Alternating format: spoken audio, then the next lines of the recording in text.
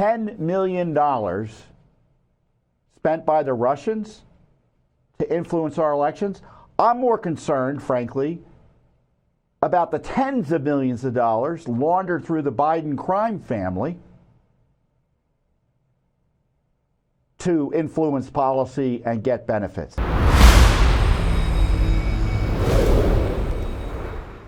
Well, speaking of Russia, it's back. So Garland and the Justice Department issued a Potemkin indictment of, I think, 2 foreign nationals, 2 Russians, who are never going to show up in court. So it's basically an indictment that's never going to be pursued, alleging that the Russians were paying an internet media company, were funneling money in to an internet media company in order to advance Russian interests. And in doing so, they tied and alleged, and although to be fair to the Justice Department, they said they were just victims. A lot of conservative media content providers, social media influencers. And here's a little bit of me watching Garland, the corrupt Justice Department, who should be prosecuted for contempt of Congress, but is being protected by his cronies at the Justice Department. Here he is pretending to be concerned about Russia again. First, this morning we unsealed an indictment in the Southern District of New York of Konstantin Kalashnikov and Elena Afanasieva, 2 Russian-based employees of RT, a Russian state-controlled media outlet. They are charged with conspiring to commit money laundering and to violate the Foreign Agents Registration Act. The government of Russia continued to use RT to direct disinformation and propaganda. In the wake of Russia's brutal invasion of Ukraine, RT's editor-in-chief said the company had built, quote, an entire empire of covert projects designed to shape public opinion in Western audiences. We allege that as part of that effort, RT and its employees, including the defendants, implemented a nearly $10 million scheme to fund and direct a Tennessee-based company to publish and disseminate content deemed favorable to the Russian government. To implement this scheme, the defendants directed the company to contract with US-based social media influencers to share this content on their platforms. The subject matter and content of many of the videos published by the company were often consistent with Russia's interest in amplifying US domestic divisions in order to weaken US opposition to core Russian interests, particularly its. So all this is about is a timed indictment, as I said, that won't go anywhere, to undermine conservative views in the run-up to the election. And of course, the media took it and ran with it, right, and tied it back to the fake Russia allegations run by the prior Democrat administration, Obama, Biden, Comey, all the rest, against Trump. And all these conservative influencers who, according to the Justice Department, didn't know where the money was coming from. No American has been knowingly implicated as knowing this money was illicit. Now, assuming that the indictment is correct, and you can't assume that given the corruption of the Justice Department. But sure enough, all the left media kind of is following the dog whistle. They are following the dog whistle and implicating the social media influencers who have been caught up in this, like Benny Johnson and Tim Pool, who I know. I've worked with both of them. They're good guys, effective communicators.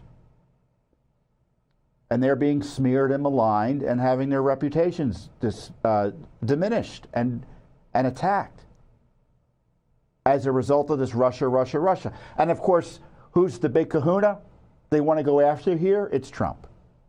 It's all about Trump in the end.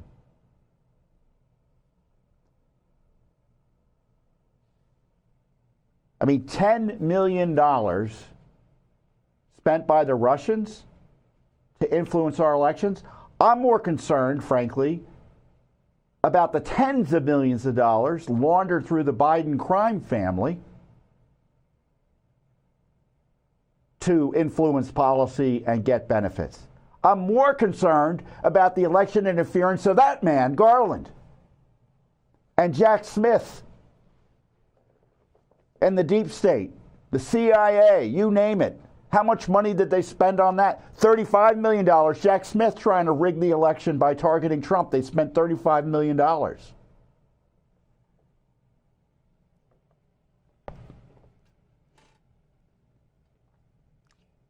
So, I encourage you to dismiss this Russia sham indictment. Do I know it's literally a sham indictment? No. I mean, maybe there's something there. Maybe there's an illegality.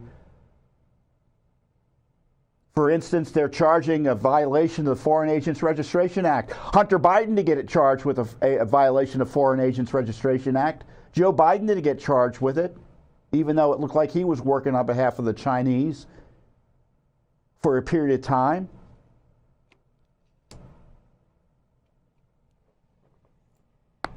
Heck, now Hunter Biden, he pled guilty to these tax charges, which is interesting because I thought Joe Biden said that he did nothing wrong. Tax charges that, again, were constrained and crimped and limited in order to protect Joe Biden. They let statute of limitations on certain charges pass. They failed to pursue the Bribery and Foreign Agent Registration Act and much more substantial charges against Hunter.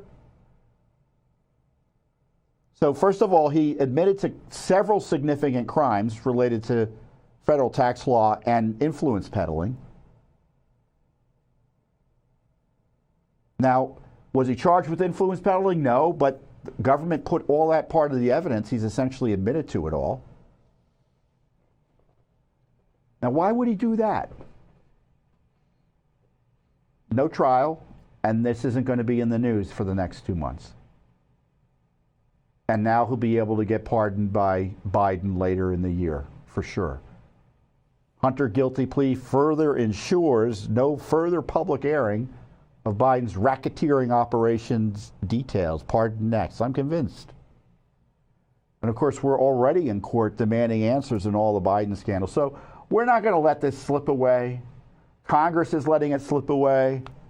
The media has zero interest in it because of partisan ideological reasons. And so it's up to independent groups like Judicial Watch, again, to go into court and do the independent heavy lifting to uncover the full truth about this scandal. And now that the case is over, we're going to be asking for a lot more documents, and they're not going to be able to withhold a bunch of documents they otherwise would have because of alleged pending other proceedings. So we're just getting started, even though we've got a dozen plus lawsuits and many more FOIA investigations than that into Biden family corruption. Thanks for watching. Don't forget to hit that subscribe button and like our video down below.